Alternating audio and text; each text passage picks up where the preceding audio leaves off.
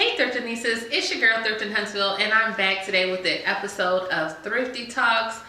Oh my gosh, I was just going back and forth debating on what topic I wanted to actually cover, and I decided I wanted to do 5 ways to beat a shopping addiction, or how not to become a shopaholic.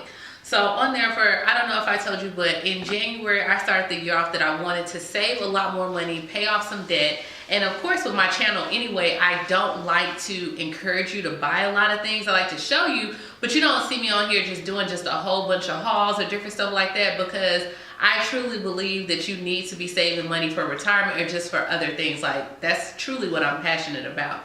So on here, let's go ahead and get started, because girl, I am not a psychologist, nor am I a financial expert, but a lot of times when I talk about Thrifty Talks, it coincides with something that's going on in my life. And girl, I've been paying off debt like crazy. So I will definitely do a follow-up video on that, but let's go ahead and start with these 5 ways.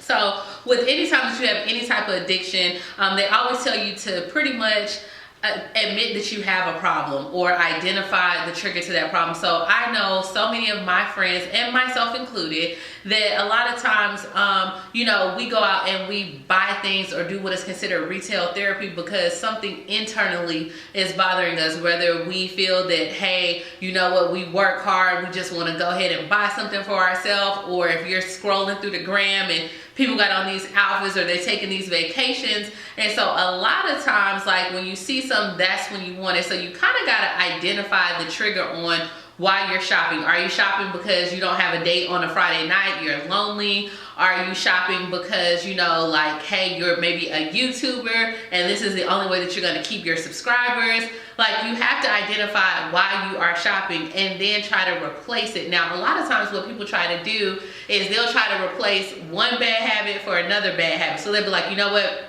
I'm not going to buy any more makeup, but then I'm going to go ahead and I'm going to buy stuff for my house.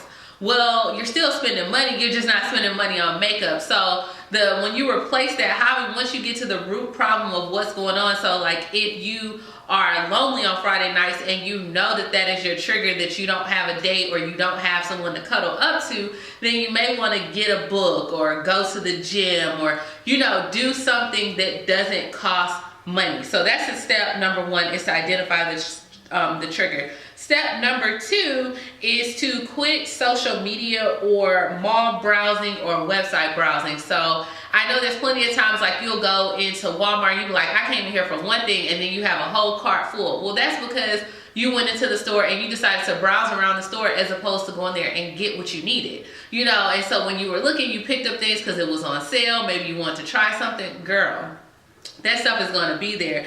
You need to actually just go in there and get what you can. Make a list, write what you need out. On social media, I'm not going to say social media is the devil, but a lot of times social media only highlights certain parts of people's life. And you see that they have new cars, they're on their vacations, and then you're like, hey, I'm at the house with my 3 kids, and I don't got nothing to do. And now you want to go out and spend a lot of money. I'm not saying you can't do these things, but also there's a time and a place for it. So that's step number 2. You may have to quit social media,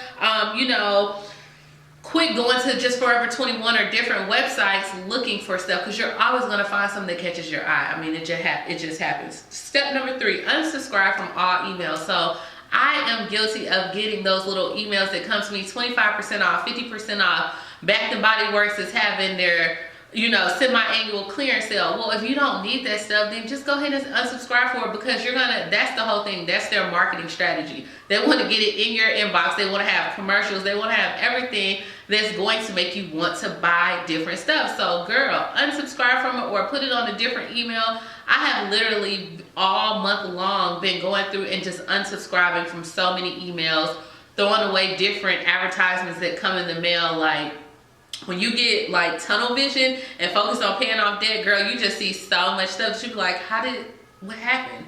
Okay, so then the next thing, step number 4, is to set up monthly payments or an automatic pay. So like now, since I'm trying to pay off a lot of the debt that I do have, when I get my check, I already have it set up where it's either paying off this credit card, paying off a student loan, paying on something. So I know that when I get my check, girl, it ain't even my check no more. This check belongs to Sally Mae. It belongs to everybody, got a hand in it, except for my, only my savings account. So that way I know that, hey, I can't go out and buy anything because I may only have $100 or $200 or whatever the case may be. So set up automatic payments to go ahead and pay this stuff, and then you don't have to worry about, well, you know, should I pay my light bill today or should I go get me an outfit for the club this weekend? You get what I'm saying, girl? I get you.